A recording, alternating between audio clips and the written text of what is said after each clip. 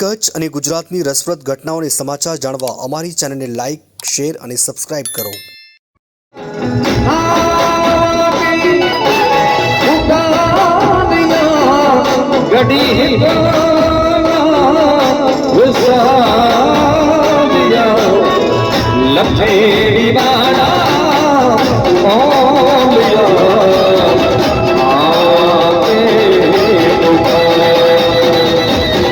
અબડાસા તાલુકાના લઠેડી ગામે આવેલ પૂજ્ય શ્રી મડદદાદાના પાવનધામ ખાતે વાર્ષિક યાત્રા મહોત્સવ 2026 ભવ્ય રીતે યોજાયો. મહેશ સંપ્રદાય પરમ પૂજ્ય પીર સાહેબ શ્રી લાલણ નારાયણ દેવના સાનિધ્યમાં યોજાયેલા મહોત્સવે ભક્તિનો માહોલ સર્જ્યો હતો.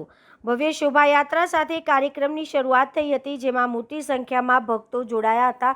ત્યારબાદ યોજાયેલા રાસ ગરબા અને મહાઆરતીમાં હજારોની સંખ્યામાં માનવ મહેરામણ ઉમટી પડ્યું હતું. મહોત્સવ દરમિયાન શ્રી મડદદાદા સેવા સમિતિ સંઘ પરિવાર લઠેડી દ્વારા મહાપ્રસાદનું આયોજન કરવામાં આવ્યું હતું. સાથે જ મેડિકલ કેમ્પનું આયોજન કરી ભક્તોને આરોગ્ય સેવાઓ પૂરી પાડવામાં આવી હતી. સામાજિક સેવા કાર્ય અંતર્ગત લઠેડી, છછો અને ધુવઈ ગામોમાં ગૌસેવા માટે ગાયો માટે લીલો ઘાસચારો નિરણ વિતરણ કરવામાં આવ્યું હતું. આ સમગ્ર કાર્યક્રમ વિનાયક લોક સેવા ટ્રસ્ટ સંચાલિત શ્રી મડદ મહેર ગૌશાળા સહિત વિવિધ ટ્રસ્ટોના સહયોગથી યોજાયો હતો. મહંત શ્રી વેલજીભાઈ વી મહેશ્વરી સાહેબ અને સેવક શ્રી દિનેશ વી મહેશ્વરી સાહેબના માર્ગદર્શન હેઠળ આ યાત્રા મહોત્સવ સફળતાપૂર્વક પૂર્ણ થયો હતો. આ ભવ્ય યાત્રા મહોત્સવ ભક્તોની વિશાળ હાજરી સાથે શાંતિપૂર્ણ માહોલમાં પૂર્ણ થયો હતો. આજ તારીખ 28/3/2026 રોજ મડદદાદા સ્થાનકે મડદદાદા વાર્ષિક યાત્રા ઉત્સવ ઉજવવામાં આવે અને એ આજે ઉજવવામાં આવ્યો. આજે સવારથી પ્રોગ્રામ ચાલુ હતા. 7:30 વાગે 3-4 ગામ છે આજુબાજુમાં, એના ગાયોને લીલો ઘાસચારો નાખવામાં આવ્યો. પછી 8 વાગે હવન હતું, ગાય માતાની પૂજા આરતી હતી. 10:30થી શોભાયાત્રા હતી. બપોરે પ્રસાદ, બાકી 3 થી 6, 6:30 સુધી દાંડિયા રસ હતા. પછી મહાઆરતી પછી મહાપ્રસાદ અને રાત્રે ડાયર. આ જગ્યામાં એક તો અમારી ગૌશાળા છે.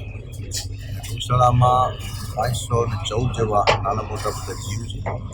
એક તો ગૌશાળાનું સંચાલન આ મડદદાદા સમિતિ કરે છે, બીજું અન્નક્ષેત્ર છે અહીંયા. અને હરમેશ જે પણ આ બધા કાર્ય થાય છે એમાં કોઈ કંઈ માગવા આંદોલન લેવા નથી આવતું.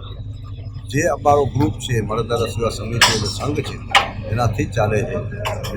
કેટલા વર્ષોથી ચાલે છે. આજે આ કાર્ય છે સંઘ દ્વારા જ.